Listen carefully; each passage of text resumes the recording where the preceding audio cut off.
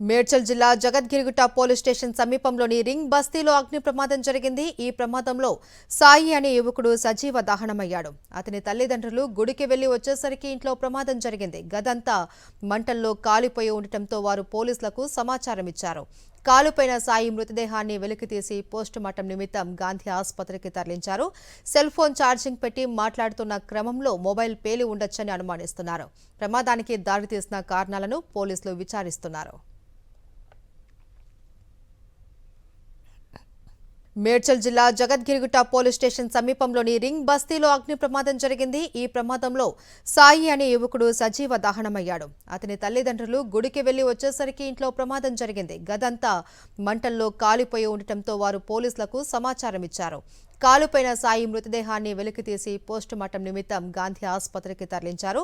Cell phone charging పెట్టి మాట్లాడుతున్న క్రమంలో మొబైల్ పేలి ఉండొచ్చని అనుమానిస్తున్నారు. ప్రమాదానికి దారితీసిన కారణాలను పోలీసులు విచారిస్తున్నారు.